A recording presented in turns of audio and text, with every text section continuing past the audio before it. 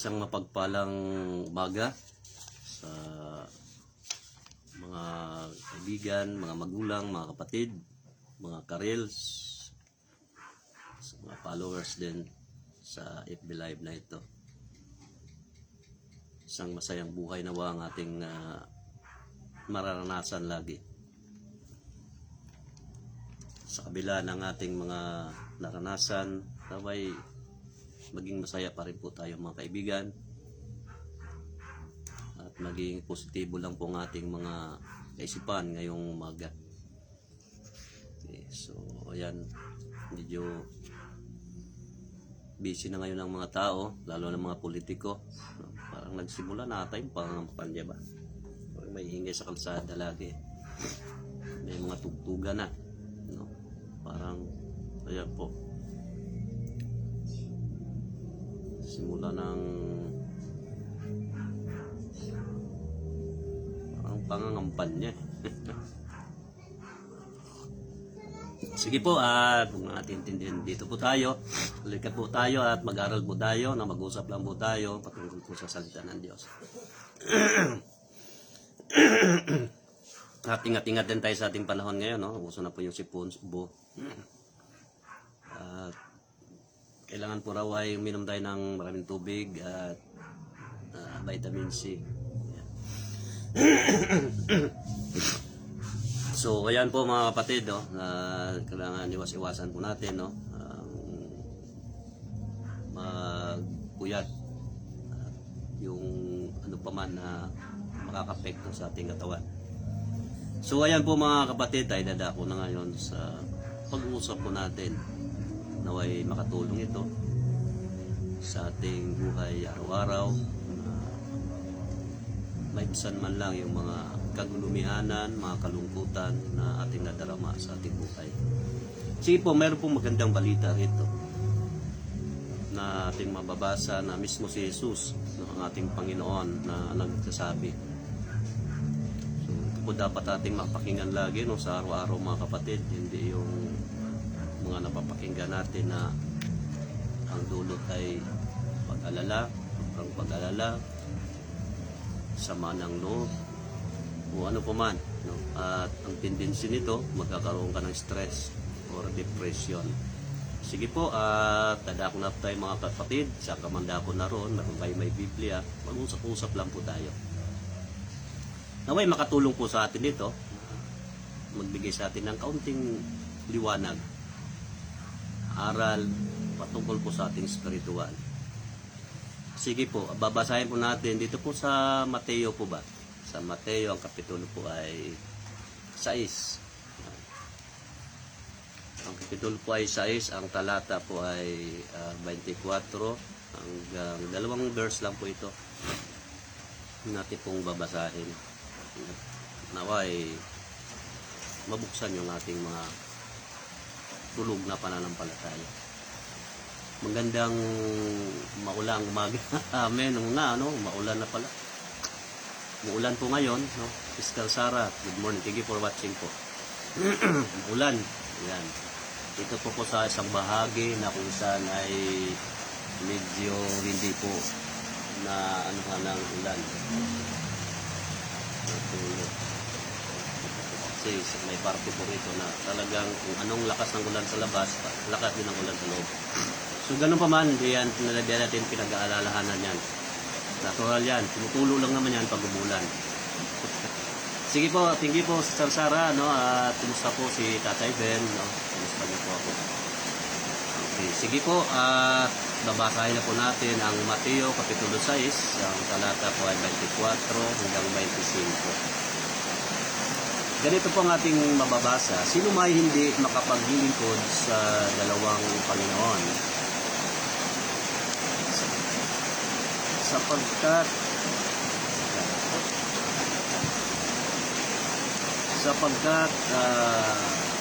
kapuputan niya ang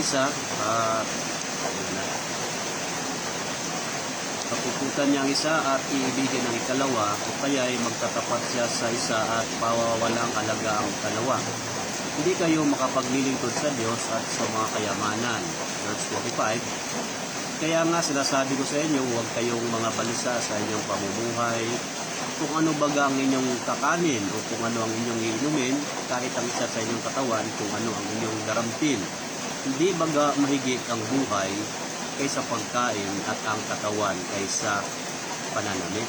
Ayun, salamat sa salita ng ating Panginoong Kristo na binasa po natin. Sabi niya rito, sino man daw sa atin, no, kung kausap niya tayo, ay hindi makapaglilingkod sa dalawang Panginoon. Dito po, makikita po natin, sa ating paglilingkod pala, meron palang dalawang klaseng Panginoon na pinaglilingkuran ng tao. Ano kaya yun? Yung isang Panginoon at yung isang Panginoon. Kasi ito lang po, no man can serve two masters. Sabi ito, sapagkat kung naglilingkod tayo sa dalawang Panginoon, ang tendency nito, kapupukutan daw niya yung isa, at yung isa naman, iibigin niya. Pagtatapat daw sa isa, at pawalang halaga yung isa. So, yan po sabi ng Panginoon, no? Kaya, diliwanag niya kung ano yung Panginoon. Hindi kayo makapaglilingkod sa Diyos at sa mga kayamanan. Yun, dalawang Panginoon. Good morning, Sir Melik Boyser. Thank you for watching po. Ayun, inulan yung mga isa ng pangangampanya ba ngayon? Hindi ko na niintindi. Bata ako, pagbuto, ay bubuto na lang. Hindi na ako nakakasama sa kanila. No? Yung grupo rito na pangangampanya. Sige, urong muna ako mga kapatid kasi medyo anong ulan. Ayan. So ayan po mga kapatid, no, napakaganda po ito at ang sabi sa 35, nasabi ko siya huwag kayong mga balisa. Hallelujah. Ngayong umaga, marahil ikaw ay may nadaramang kabalisahan, may dinadala kang problema.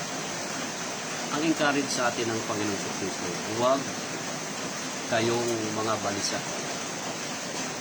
Sa ano po ba mga kadahilanan na kayo nababalisa mga kapatid? Marami. Ano po yung sinasabi? Mismo ang Biblia nagsasabi na po. Sabi ito, huwag daw tayong mga balisa sa inyong pamumuhay. Ayan. So, pamumuhay po ang binanggit dito mga kapatid. Ano ba yung ginagawa natin sa buhay sa araw-araw? Ano ba yung pinaka-basic? Ano ba yung pinaka-common, no, na ating naranasan, nadarama, na tayo nababalisa, mga kapatid? Dito, sinabi na mismo ng ating Panginoong Kristo. Sabi niya,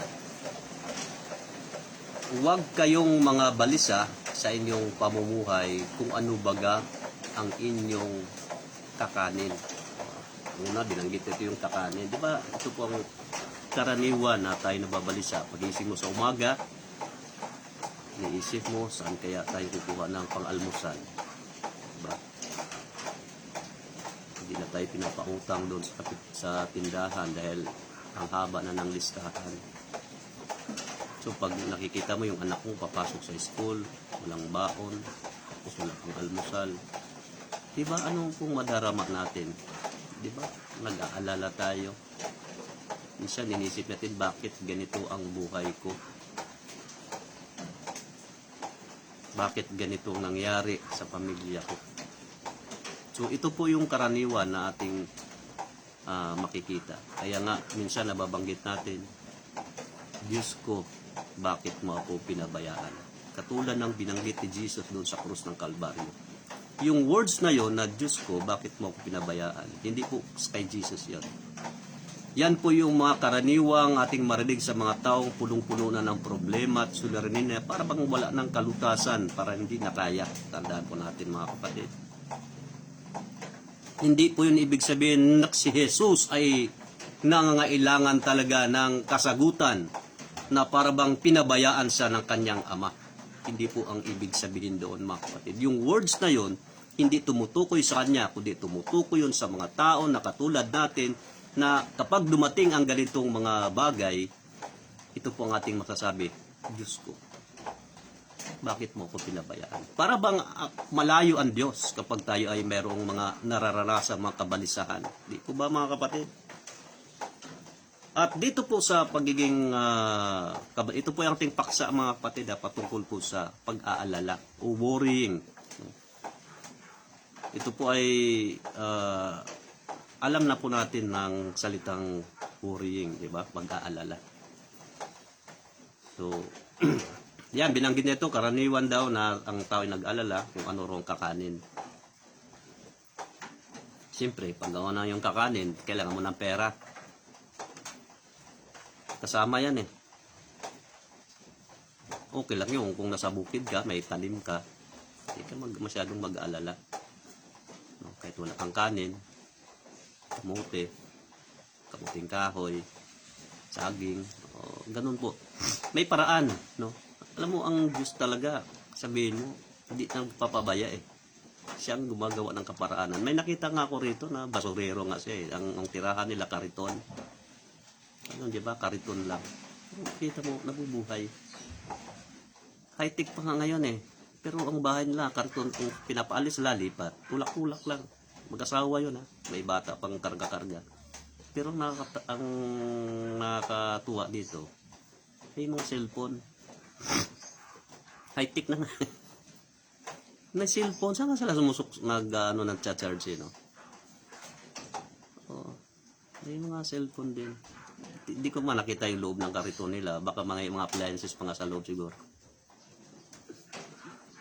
Diba? Sinakita ko lang sa'yo. Dapat tulungan ito ng ganito ng gobyerno, di ba? So, ayan. Hindi natin palakihin yan. Basta ang ating paksa rito ay tungkol sa pag-aalala. Paano ba maibsan, mga kapatid? Alam ko ngayong umaga meron kang dinadala. Meron kang naranasan ngayon. Habang wala nang kalutasan. Ngayon, sasagutin ng Diyos ang ating mga suliranin na yan. Dito po sa ating pag-uusapan ngayong umaga. So, ayan po, karaniwan sa ating nakikita ng mga problema ay mga bagay-bagay na sinasabi rito, kakanin, kung ano ang inyong iinumin. Ito po yung pinakapangunahing pangangailangan ng tao. Inuna ni Jesus yung salitang pagkain at pangalawa, iinumin. Di ba? Hindi naman pwedeng kain ka lang ng kain, wala kang iinumin, eh, mabubulunan tayo. Kaya magkapartner yan eh. Hindi ka pwede nang inom ka lang ng inom. Eh, puro lamang lalabas yan. Hindi rin makakabigay ng kalakasan kung walang kakanin. Kaya magkapareha. At ang pangatlo rito, pinangatlo niya rito yung kung ano ang inyong katawan, kung ano inyong daramtin. Yung katawan, no, binanggit. Kung ano baga ang inyong kakanin, kung anong inyong iinumin, kahit lang sa inyong katawan. Yan ang katawan natin. Diba? Kailangan ng katawan natin, di ba? Minsan, pinapaganda yung katawan. Inaayos yung katawan. At isa pa, dinadamitan ang ating katawan. Yung pinaka-pangunahing pangangailangan talaga ng tao, inuna ng ating Panginoon. Sabi niya, hindi baga mahigit ang buhay kaysa pagkain. At ang katawan, kaysa pananamit. Maganda nga ang katawan mo, sakitin ka naman. Maganda nga ng ano mo, pananamit mo, o mamahalin mo yan, pero punong-puno ka naman ng wala rin halaga, di ba? Kaya sabi rito, mas mahalaga ang buhay kaysa pagkain. Ngayon, ang tanong doon, ano ba yung buhay? Maraming mga tao na sagana sa buhay, pero parang hindi sapat. Parang mayroon pang pangangailangan. Ito po ang titignan natin mga kapatid. Maraming taong mayayaman, kumpleto sa lahat ng bagay, pero parang may tila pa hinahanap sa buhay. Hindi para makontento ang tao. Sapagkat yan po ang totoo mga kapatid. Mayroon pang kailangan talaga na malaman ng tao na hindi lang po ito sa mundong ito ang ating pagtutunan ng pansin. Pagtunan natin ng pansin, sabi rito, hindi kayo makapaglilingkod sa Diyos at sa mga kayamanan. Ang buhay ng tao ay natutuon lang sa kayamanan, kung paano siya kumita, paano mabuhay araw-araw, nakalimutan na ang kanyang ugnayan sa Diyos. Hindi na siya nakapaglilingkod sa Diyos. Ito po ang ibig sabihin dito ng Panginoon. Tama yon na ikaw ay naghanap buhay. Pero ang pinakaunang priority rito ay ang paglingkuran natin ng Diyos. Trabaho ka ng trabaho. Pero alam niyo ba yung trabaho na yan? Bigay rin ng Diyos yan. Pero tandaan po natin, kailangan binanggit din dito sa talatang ito. So, kung ating titignan, no, ating binabasa ito sa Matthew chapter 6, ang talata 33. Ano pang sabi niya rito? Mismo ang siyang nasabi, datapwat hanapin muna ninyo. Ano ro yung hahanapin? Good morning, Sister Dayan, Tabugon. Magandang maulan. Magandang ulan sa atin. Umulan kasi rito. Ewan ko lang sa ato, di asanhawan, umuulan pa rin ba? Dito, maulan. Kanina, wala. Umulan. So, hanapin muna ninyo ang kanyang kaharian. Ang pinapahanap sa atin, yung kingdom, no? But seek ye first the kingdom of God. So, ito po, no? Hindi po sinasabing, hindi ka na magganap buhay sa Panginoon. Hindi po. Ibig sabihin sa lahat ng mga bagay, yung priority natin, laging ang Diyos. Seek ye first, hindi po second, mga kapatid. The kingdom at ang kanyang katwiran. Yung karya niya at yung kanyang katwiran, mga kapatid. Yung righteousness niya, hahanapin po natin. Ayan, ito ngayon ang ating ginagawa. Ating sinisikap sa tulong ng banal na Espiritu, hanapin natin ang kaharian at ang katwiran ng Diyos para sa atin sa araw-araw. Ayan. At alam mo ang mga benefits nito, sabi rito, kapag ating ginawa ito, lahat daw ng mga bagay na ito ay pawang idaragdag. Hallelujah. So yan po ang nakakalimutan kasi ng tao. Kaya kung ikaw ay mayaman ka, milyonaryo ka, may kulang dyan eh. Ang kulang mo, hanapin mo ang kaharian ng Diyos. Kaya hindi lang, sabi nga, hindi lang tayo nabubuhay sa material na bagay, kundi tayo po ay kailangan mabuhay sa salita ng Diyos. Ito po ang dapat ating tignan, mga kapatid, mga kababayan ko, mga kaibigan. Kaya ang tao lubok na sa problema, lalong-lalo sa ating panahon ngayon, di ba? Ang naranasan ngayon ng mga tao ay puro takot, kagulumihanan. Kaya nga kahapon ating napag-aralan, matakot lamang tayo sa Diyos at huwag sa mga bagay sa sanlibutan. Huwag tayong matakot sa mga tao, walang pananakot. Sa Diyos po tayo matakot. Matakot tayo sa tao na nakapatay na ng katawan at kaluluwa na maibulid sa impyerno. Kaya huwag tayong matakot sa tao na nakapatay lamang ng katawan. Tandaan po natin, sa ayaw mo sa gusto, talaga tayo babamatay. Sino ka man ngayong umaga. Walang kamatayan ay walang pinipili, mayaman o mahirap. Ingatan po natin ang ating buhay. So, ayan po mga kapatid. Oh. Kaya po kapag ang tao ay punong-puno ng mga problema, ang tendency nito, magkakaroon siya ng stress. Mag-stress, di-depress. Hanggang sa magkakasakit ka, at nagdudulo ito ng kamatayan, mga kapatid. Kaya sa sobrang pag-alala ng tao, nakakaisip, di ba? Tulala. Nakasiraan niyang isip. Dahil hindi nakayanan yung bigat ng problema na kanyang naranasan. So ito po yung ating dapat i-rescue. So, umaga ito, mga kapatid. Kaya nga wala namang exempted dito eh, sa pagkakaroon ng mga alalahanin. Ang presidente nga, ang laki ng problema niya. Ang laki ng alalahanin, di ba? Kahit sino man. Kahit sinong mayamang tao, may dinadalang alalahanin sa buhay. Yung problema at suliranin, yung pag-aalala. Nag-aalala siya, pag namatay siya, saan pupunta yung kayamanan niya, no? Pamamana niya sa kanyang mga anak, yung anak niya, ganun din. Lahat may problema. Lalong-lalo ngayon sa panahon natin, ang bansang Palestino, ang Israel, di ba? May mga problema sila sa Middle East. So, ayan po mga kapatid. Bakit nangyari ito? Ibig sabihin, bakit nangyari ang ganitong bagay? Mahina po tayo. Kailangan natin ng Diyos na makakatulong sa atin na magkaroon ng kalutasan yung ating dinadalang pag-aalala. Kasi kung tayo walang problema, mayabang tayo eh. Mayabang ang tao.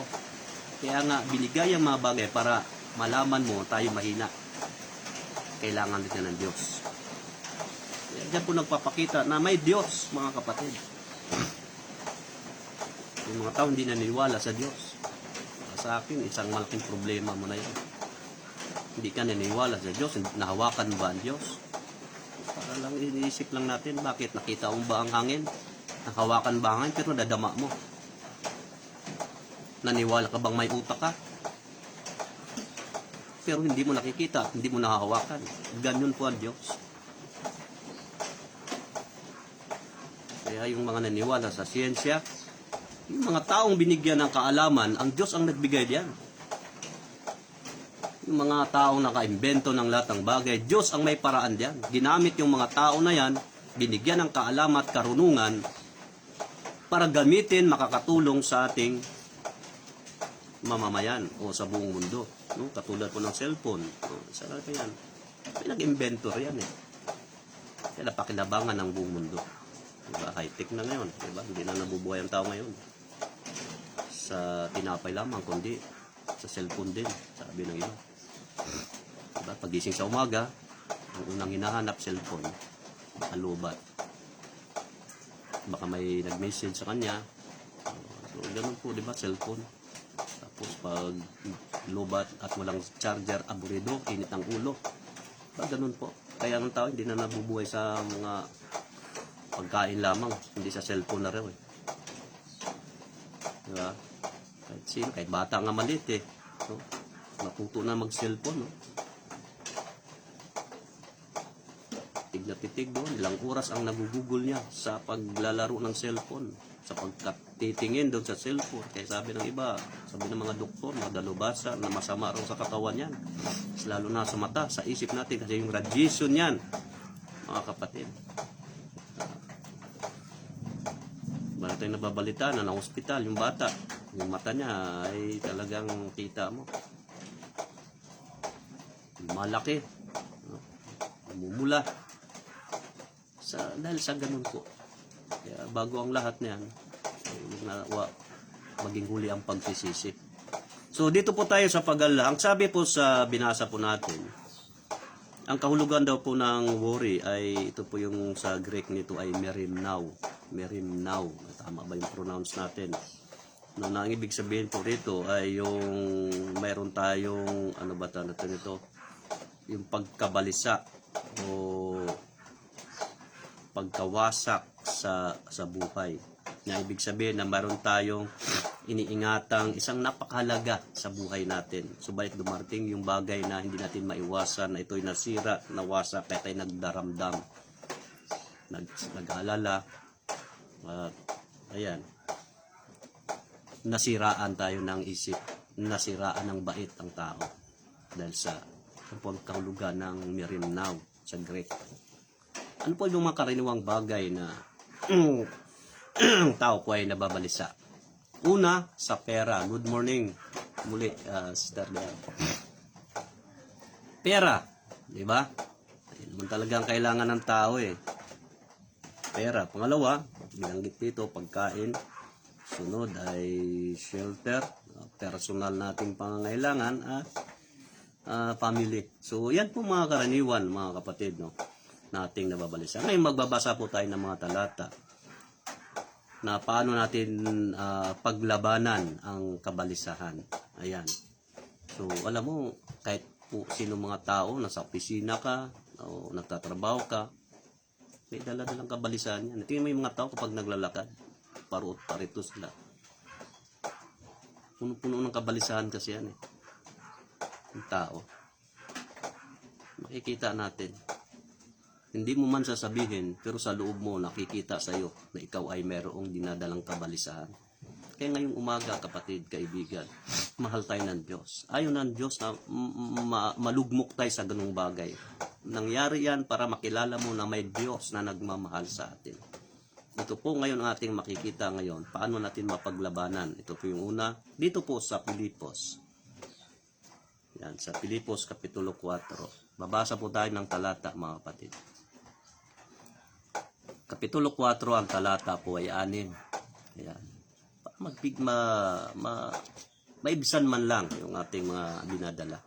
Sabi rito, kabigatan sa buhay. Huwag kayong mga balisa sa anumang bagay.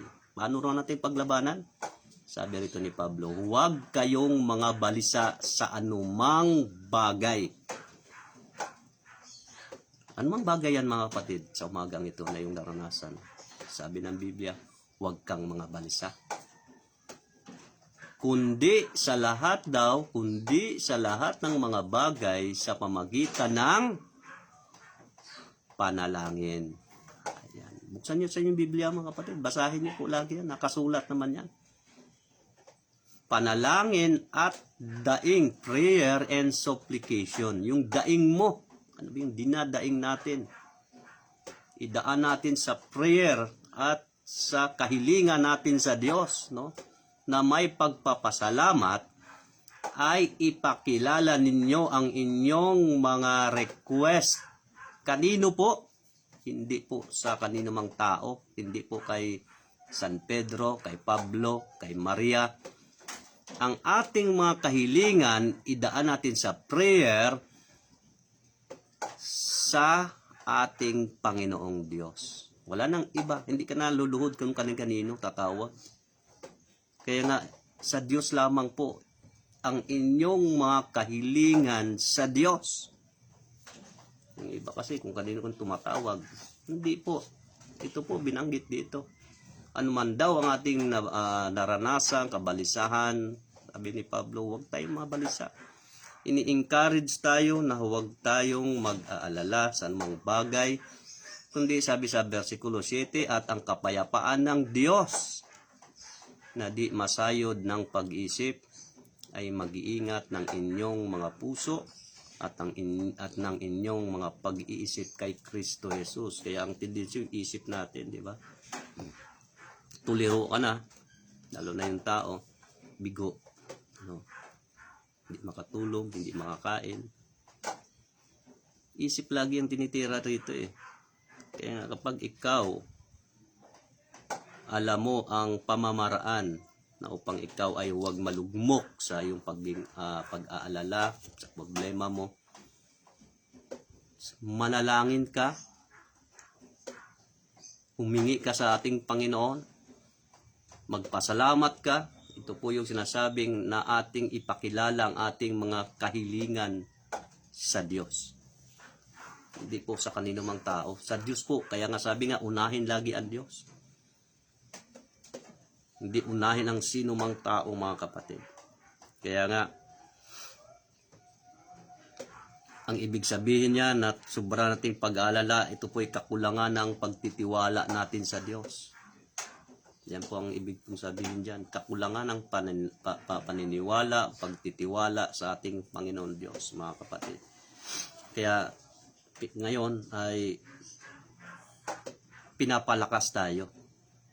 Kasi pag ikaw ay walang tiwala sa Diyos, nadadaig tayo ng ating emosyon natin, ng ating isip natin, ng ating buhay. Kaya ganun po ang tao. Tingnan mo ang tao pag sobrang problemado. Galit yan.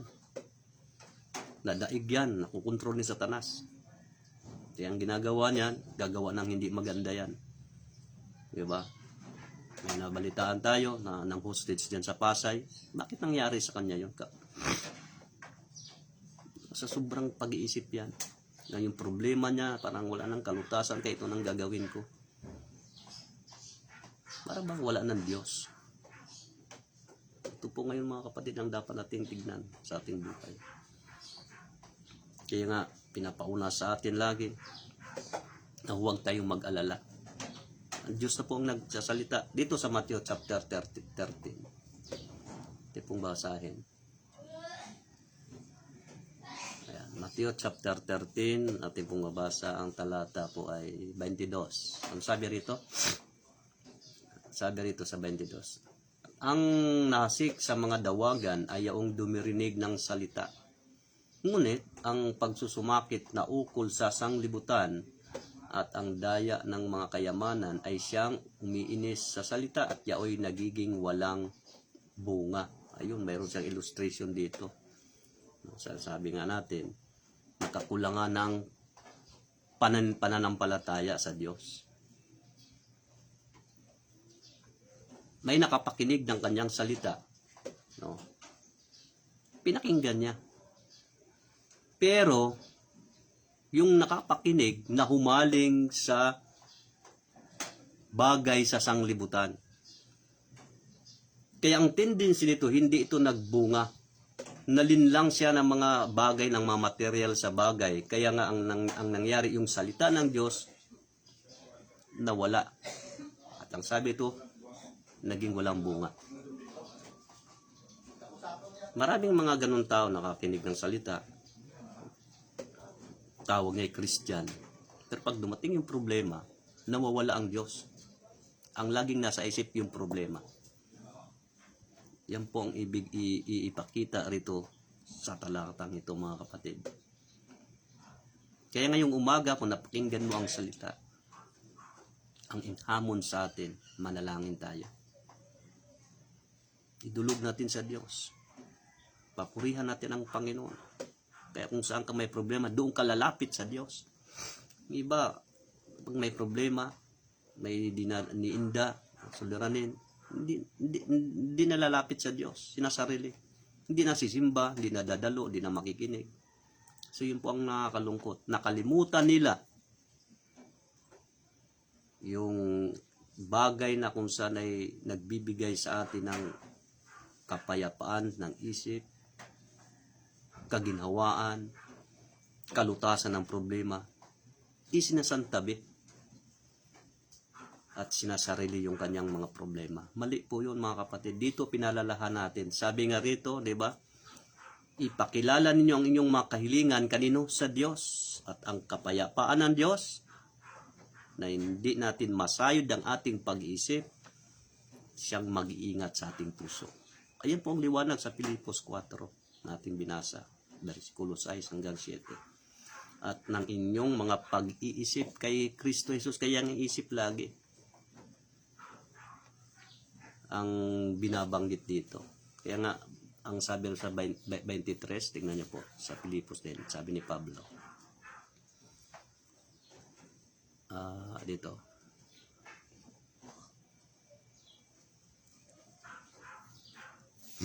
Ephesians po. Hindi. So, Ephesians. Ayan. Titignan. Kasi yung isip kasi ang sinasabi rito. Pero ang sabi naman dito, ng Biblia. Yan. 23. At kayo'y magbago sa espiritu ng inyong pag-iisip. Yan, magbago. Kaya laging sinasabi yung isip natin, laging ilagak natin sa Diyos. Kasi yung isip natin, kakakaisip-isip mo, kaya nga natutulala. Kaya nga isang layo ng tingin, wala namang iniisip. Diba? Kasi may problema nga. Kaya ang tendensya, hindi mo na makausap ng matino yan. Kaya nga kalimitan dyan sa na-hospital dyan sa Mandaluyong, ang sakit niyan lagi sa isip eh. No, may kausap. Pag ang tao kausap mo, lamok, kaya delikado na yan. No, kinukumusta mo na yung lamok, kausap mo na, no, yung mga langaw, ay malaking problema na yan. Yan po yung mga tao na talagang wala na sa katinuan. Kaya ingatan po natin, mga kapatid. Kaya sobrang isip natin, mabigat ang ulo, sumasakit. Kaya may sakit niyan, tawag na yung vertigo. No? Kailangan, ang sabi nga ng mga doktor, kailangan itingin mo raw yung isip mo sa mga bagay na maganda yung tanawin. Magkaroon ka ng quiet time. Diba? Kaya nga sa anhawan, ang ganda dyan eh. May makikita kang mga view dyan, lalo sa dagat, maghapon, tingin mo sa malawak na karagatan. Parang napipil mo yung peace, no? Yung parang kapayapaan. Di ba? Malayo ka sa mga ingay. Kaya yan, ang ganda roon eh. May lugar din doon na kung saan itingin mo sa tubig na malinaw. Yun po, ibig sabihin yung nakakatulong sa atin yan sa isip. Pero pag tinignan mo yung kapitbahay mo, Sabi ng iba, pag nakita mo yung misis mo, punong-puno ng problema raw. Hindi po. Hindi naman ganun. Pag napakinggan mo yung balita, panood mo sa telebisyon, yung mga balita, ay naku, ang gulo. Wala ka na makitang kapayapaan talaga. Puro kaguluhan, puro galit, puot, sama ng loob ang ating makikita. Kaya dito, sabi ni Jesus dito sa Lucas 21:34. Yan. Basahin po natin sa Lucas chapter 21 verse 34. Kaya po ano sabi rito? 34. Datapwat mag-ingat kayo sa inyong sarili. Ang sabi ni Jesus po, mag-ingat daw po tayo sa ating sarili, baka mga lugmok ang inyong mga puso sa katakawan. Ayan. Wala na ibang inisip kundi yung sarili, buhay, paano magtrabaho. Wala nang Diyos dito. At sa kalasingan. At sa mga pagsusumakit ukol sa buhay na ito. At dumating na bigla sa inyo ang araw na yaon na gaya ng silo. Ayan po mga kapatid, binabalaan tayo ng ating Panginoong Kristo. Mag-ingat daw tayo sa ating sarili. Baka, sabi niya sa mga kausap niya noon, baka mga lugmok ang ating puso sa anuman katakawan ng anumang bagay sa material na ito. Wala nang Panginoon dito, wala nang Diyos dito. Sarili niya nang iniisip niya. Yung linggo, imbisa sa Panginoon, ginagawa niya, nagtatrabaho pa rin. No, sabi niya rito, sa kalasingan. Pero may time pag maglasing. May time para sa gawain ng sanlibutan, di ba? Pero pag sa Diyos, walang time. At sa mga pagsusumakit ukol sa buhay. Ano ba yung pinagsusumakitan ng tao sa buhay? Marami. Alam nyo, ito pong babalaan. Baka sa inyong pagiging busy sa sanlibutan, dumating ang hindi mo inaasahan, magkasakit ka, mamatay ka, na hindi ka nakakilala kay Kristo. Ang pinakamalungkot na nilalang sa mundong ito. Tandaan niyo po, ini-ignore mo ang parusa ng Diyos, delikado po tayo. Yan po sila, baka dumating sa atin yung sa araw na yon na bigla na ito tulad ng silo. Yung araw na yon, yung time na yon na pag tayo namatay, na wala ka kay Kristo, mas pinapriority mo ang bagay na material sa sanlibutan kaysa Diyos. Ito po ang nakakalungkot mga kapatid. Kaya huwag habang maaga pa, lumapit tayo kay Kristo. Magtiwala tayo sa Kanya. Lalo na sa panahon ngayon. Hindi na usong sinasabing mag-backslide. Ang uso ngayon ay maging matatag, maging matibay ang ating pananampalataya sa Diyos. Sabi rito ni Pablo, anong payo ni Pablo sa Jude chapter 1? Sa Jude, no? Sa Tito. Sandali. Iba pala yung Jude sa Tito. Sa Jude. Jude ba? Judas. Yun, Jude. Jude chapter 1 verse 21, no? Si Jude nga. Tama. Jude. Ano ba ito? Judas. Jude. Okay, 1, versikulo 21 po. Sa Bagong Tipan po ito. Sabi rito, na magsipanatili kayo sa pag-ibig sa Diyos. Ano sabi rito sa sulat ni Jude? Para mapaglabanan natin ang mga naranasan natin, mga problema, mga alalahanin. Magsipanatili kayo sa pag-ibig sa Diyos na inyong asahan ang awa ng ating Panginoong Jesucristo. Kanino tayo aasa? Doon sa awa ng ating Panginoong Jesucristo sa ikabubuhay na walang hanggan. Kanino tayo magsipanatili sa pag-ibig sa Diyos? At asahan natin yung grasya, yung awa ng ating Panginoong Jesucristo. Ano ang magiging resulta? Para mabuhay tayo ng walang hanggan. So ayan po, pinalalahanan tayo. Nagtulong-tulong itong mga apostol kasama ng ating Panginoong Jesucristo para sa dilatnan ng panahon, yung ating mga kagalumihanan, mapaglabanan. Yan po mga kapatid. Kaya magsipanatili tayo, no, sa ating Panginoong Hesukristo. Ayan. Kaya upang sa pagdating ng panahon, tayo makatayo pa rin, no? Tayo makatayo pa rin sa paglilingkod sa Diyos sa muling pagbabalik ni Kristo. Makitaan tayo na consistent tayo na naglilingkod sa Panginoon.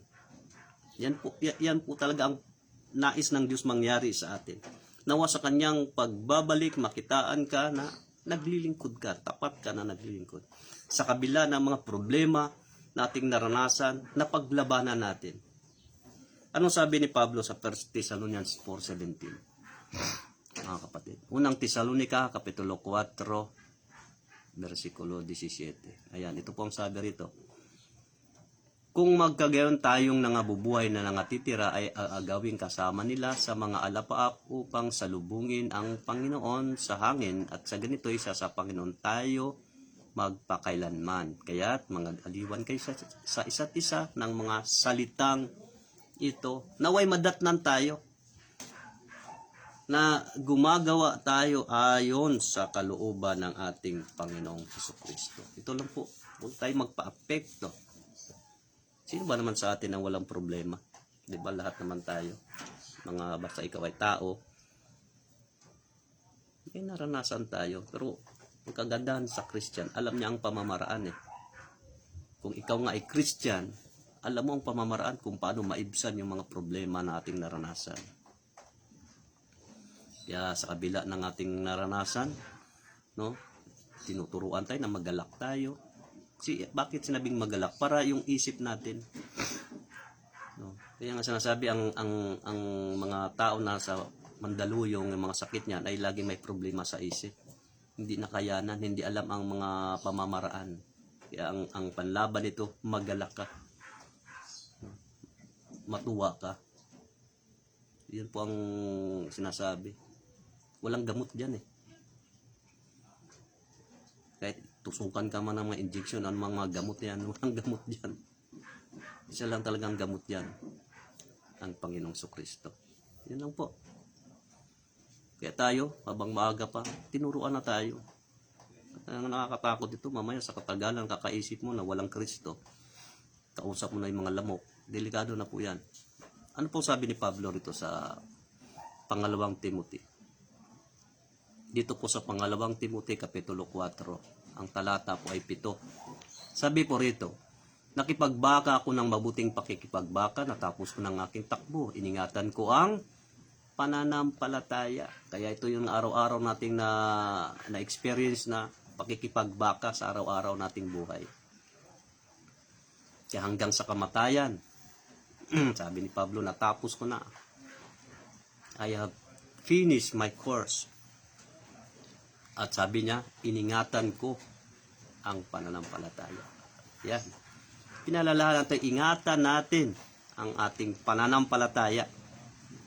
Tiwala, manalig, unahin lagi ang Diyos. Yan po ang nais ipabot sa atin mga kapatid. Kaya si Pablo, sa kanyang buhay, naranasan niya. Ang tawag niya ay pakikipagbaka. Kaya tayo araw-araw nakikipagbaka. Hindi mo kaya yan, kaibigan. Kailangan natin ng Diyos.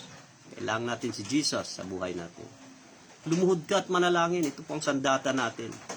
Kaya nga, positibo si Pablo. Ngayong kanyang pag-iingat sa kanyang faith, ito po ang kanyang maranasan. Buhat ngayon sa versikulo 8, ay natataan sa akin ang putong ng katwiran, crown of righteousness, na puputungan siya. In sport, there is laid up for me a crown of righteousness,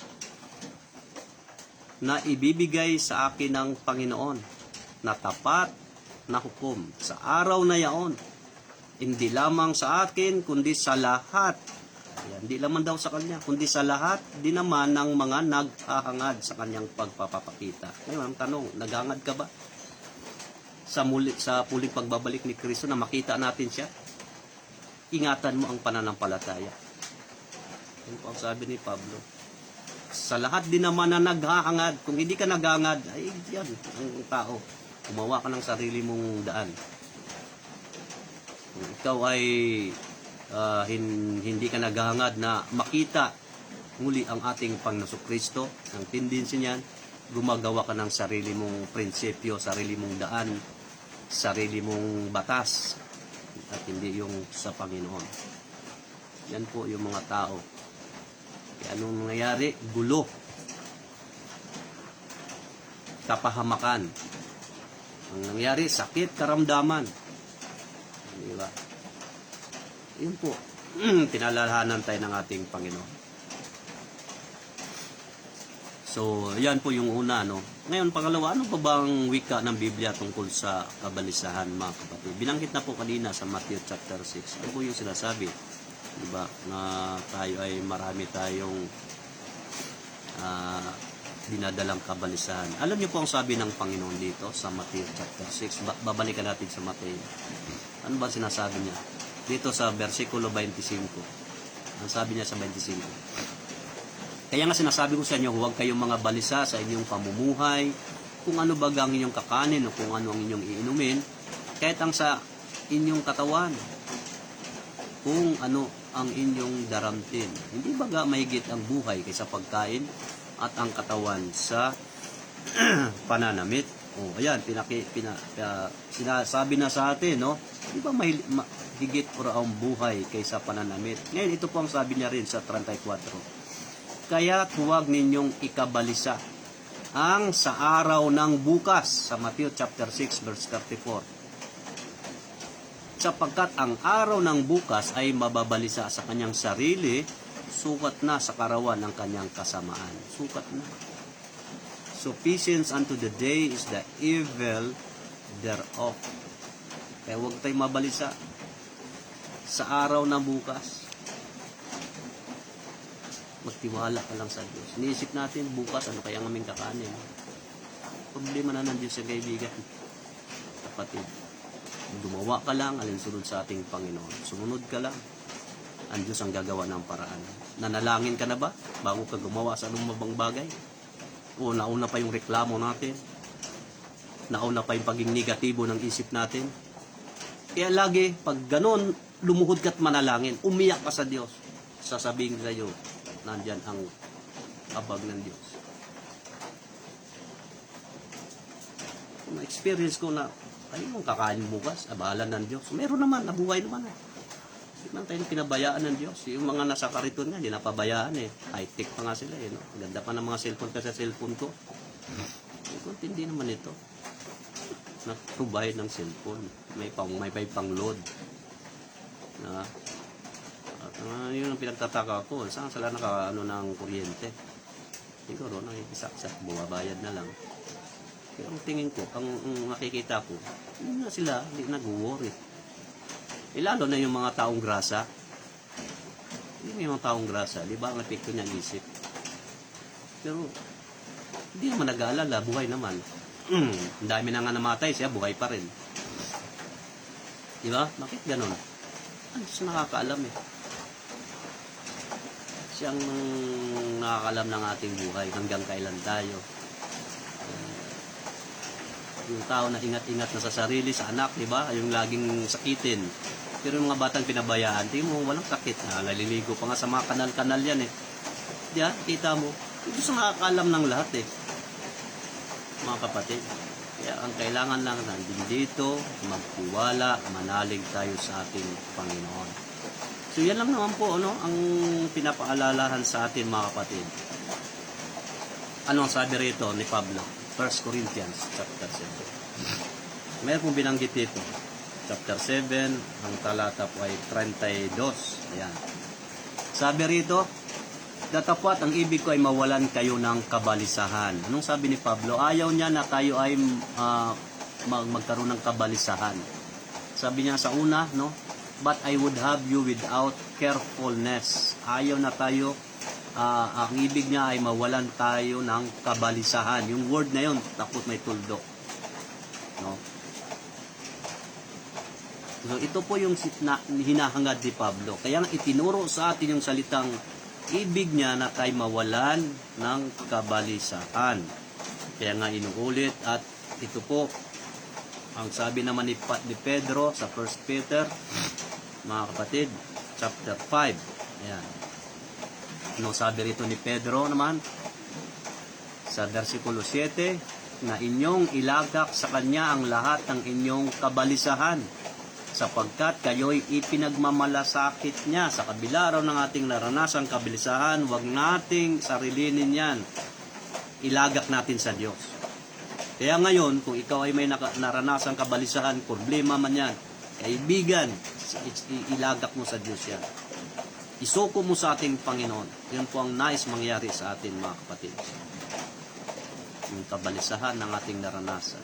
Normal lang po yan sa atin. Kailangan lang natin kung paano natin paglabanan.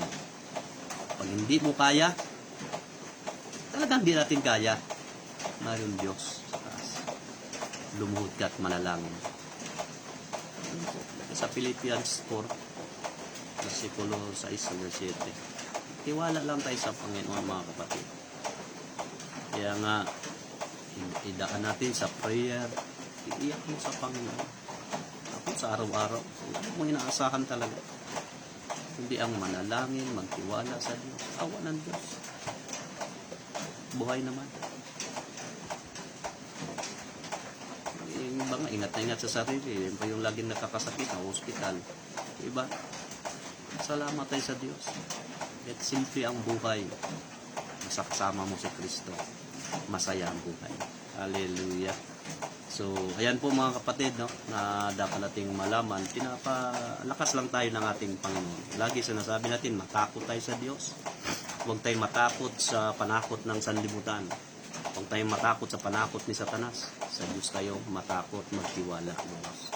Kaya ngayon, naway makatulong sa atin yan, may nawa yung ating mga kagalumihan, mga problema, mga balita nating napapakinggan, na hindi naman magbibigay sa atin ng kalakasan, kundi ang sama ng loob, puot, galit, di ba? Wala na. Sino pang tutulong sa ganitong bagay?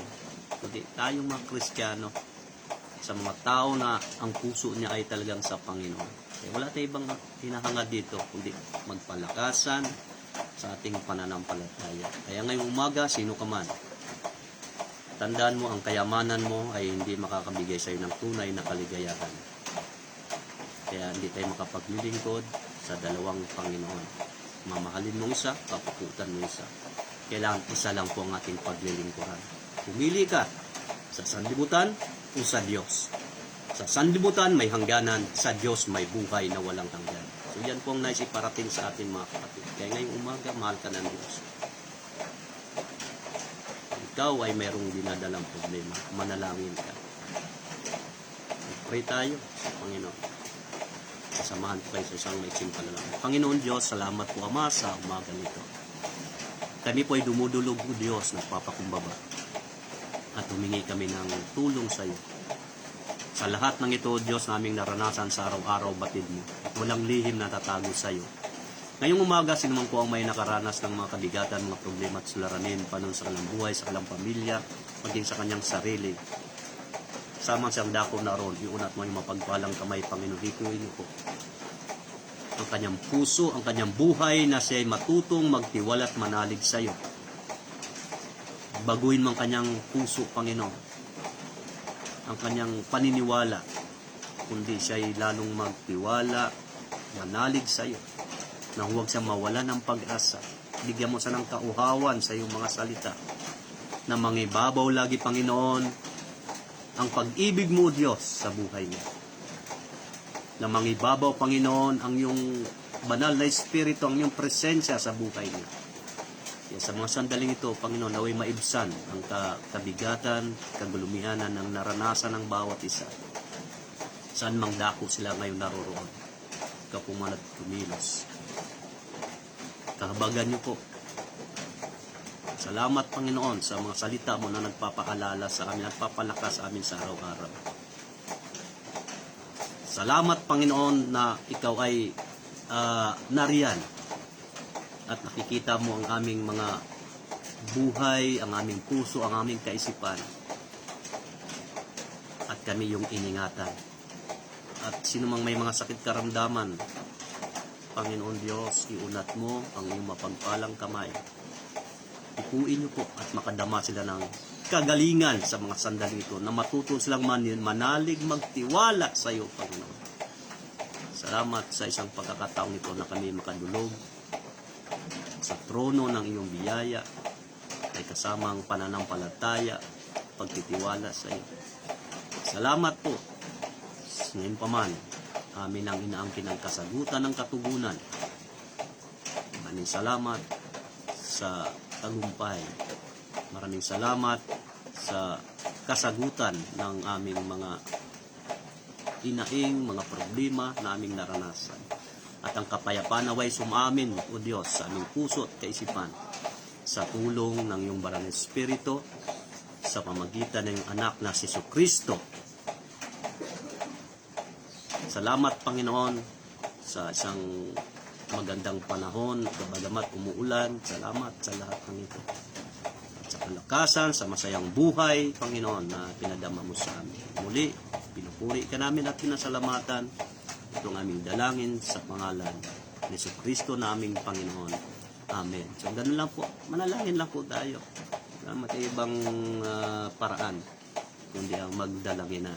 Kaya God bless po sa inyo, saan tamang dako naroon kaibigan, nung bansa ka man ngayon, tandaan niyo po, mahal kayo ng ating Panginoong sa Kristo.